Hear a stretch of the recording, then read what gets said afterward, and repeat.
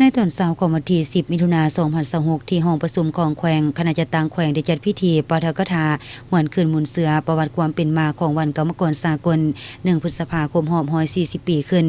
โดยการเป็นประธานร่วมของท่านสมเพชรคำมณีรองหัวหน้าคณะจัดตั้งแขวงท่านศรีสมพรอินทวงศ์รองประธานสาพันธ์กรรมบาลแขวงมีบดาหัวหน้าคะแนนรองคะแนนพนักงานราชการภายในคณะจัดตั้งแขวงเข้าร่วมรับฟัง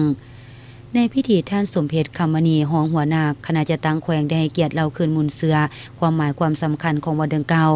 วันกรรมกรสากลภายใต้การปกครองของพวกนายทุนในแต่ละยุคแต่ละสมัยส่วนสันกรรมกรถือกฎขี่คูนหินอันนักหน่วงเป็นต้นแม่นการออกงานสุดที่ลำบากและมีความเสี่ยงสูงต่อชีวิตการบังคับข่มเหงให้กรรมกรออกงานบ่มีวันพักผ่อนมื้อนึงเฮ็ดเวียก14-15ชั่วโมงการออกงานหนักแต่ค่าแรงงานต่ำบ่ใจใส่ด้านสวัสดิการสังคมจึงพายเกิดมีข้อขัดแย้งระหว่างพวกนายทุนกับส่วนสันกรรมกรจึงได้จัดตั้งเป็นกลุ่มเป็นขบวนลุกฮือขึ้นต่อสู้ต้านพวกนายทุนเพื่อทวงให้เพิ่มเงินเดือนและลดชั่วโมงเฮ็ดเวียกลงในวันที่1พฤษภาคมปี1886เป็นเทือกทะเบียนในประเทศอเมริกาอยู่ตัวเมืองชิคาโกส่วนสันกรรมกรและชาวพวกแรงงานได้มีการต่อสู้สมทบเนื้อในของแถลงการอย่างห้องให้พวกนายทุนต้องปฏิบัติตามการเสนอของกรรมกรที่ว่า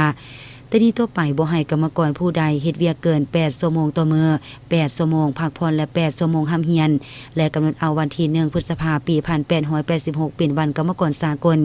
นับแต่มื้อนั้นมาวันที่1พฤษภาคมของทุกปีจึงได้กลายเป็นวันบุญใหญ่ของชนชั้นกรรมกรในทั่วโลก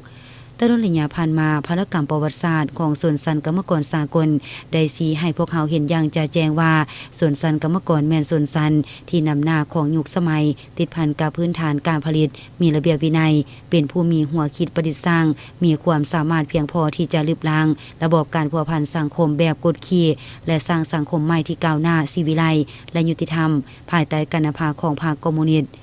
พร้อมกันนี้ในตอนท้ายของพิธีท่านศรีสมพรอินทวงศ์รองประธานสาพันธ์กรรมบาลแขวงยังได้ให้เกียรติเผยแพร่กฎระเบียบของกองทุนธานุเคราะห์สาพันธ์กรรมบาลแขวงให้แก่กรรมบาลภาคฐานคณะจัดตั้งแขวงได้รับฟังตื่มอีก